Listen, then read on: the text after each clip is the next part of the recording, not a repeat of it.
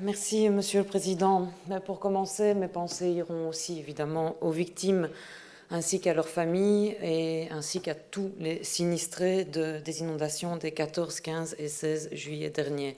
Alors on a tous vu de nos yeux, ou vous via les médias, d'abord les vies ravagées, les habitations détruites, les routes, des quartiers, des villages entiers impactés, des ponts, des berges et autres infrastructures. La Fédération Wallonie-Bruxelles a aussi été touchée. Je vais parler en cette période de rentrée des infrastructures scolaires. Il en a déjà beaucoup été question. Je pense aux écoles sinistrées. C'est un nouveau coup dur pour ces directions. Ça se rajoute à la crise sanitaire. Et si beaucoup de solutions ont pu être dégagées, et je vous demanderai, messieurs et mesdames du gouvernement, de faire le point sur la situation, on l'a entendu, 134 implantations qui ont été sinistrées.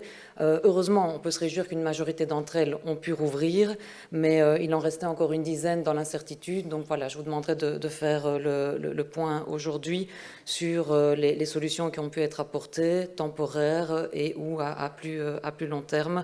On sait combien le retour en présentiel est particulièrement important pour cette rentrée. On sait combien c'est important pour le gouvernement et demeure votre priorité.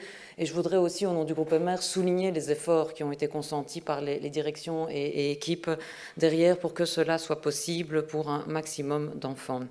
Alors, sur le terrain et au-delà de l'urgence, la reconstruction, la rénovation qui s'annonce, ce sera une course de fond, parfois aussi une course contre la montre, avec l'hiver qui arrive et des besoins au niveau des chaudières, des systèmes de chauffage.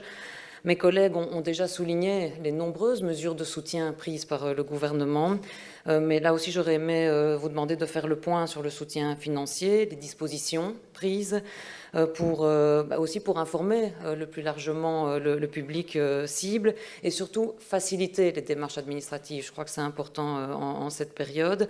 Enfin, Monsieur le ministre Dardenne, vous avez annoncé votre intention, votre volonté de proposer prochainement au gouvernement une intervention financière complémentaire pour les écoles sinistrées. J'aurais aimé aussi entendre l'état de la réflexion à ce sujet.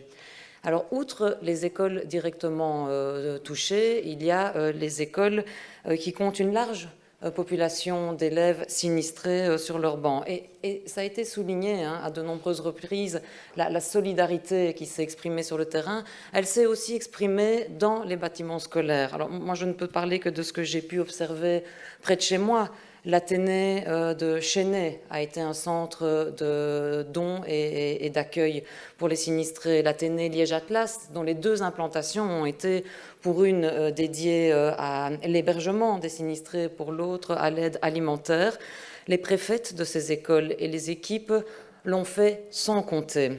Et moi, je me demande, et je vous demande, est-ce qu'elles vont devoir supporter seules le coût de cette solidarité? Je prends l'Athénée de Liège-Atlas à Jupy. Les cuisines ont tourné non-stop parfois 12 heures par jour. Ça a un coût au niveau énergétique. Et je ne sais pas s'il y a une demande d'intervention, mais voilà, je me pose la question ici, je la mets sur la table. Est-ce que le gouvernement envisage ou pourrait envisager d'intervenir? Alors, certaines écoles vont aussi devoir adapter leur organisation au bénéfice des élèves sinistrés, par exemple en augmentant considérablement la capacité des salles d'études et l'encadrement.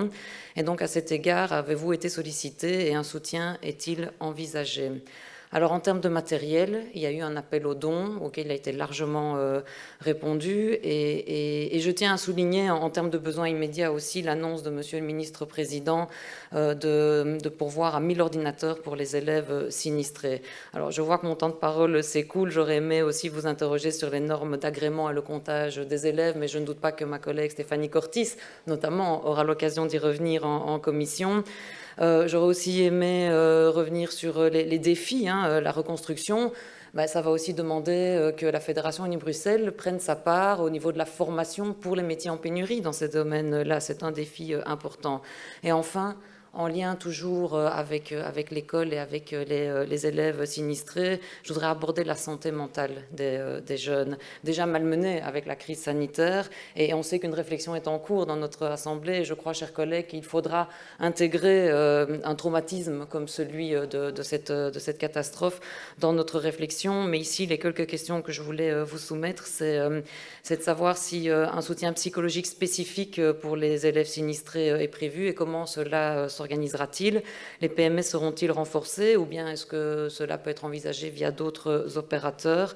Enfin, voilà quelques questions et quelques thématiques. On est ici dans un débat, mais qui ouvre la discussion. Je crois que nous aurons l'occasion d'y revenir à plusieurs reprises dans les prochains mois. Et Monsieur le Président, si vous le permettez, je pense que c'est Madame Cassarmailleux qui prendra la suite. Je vous remercie.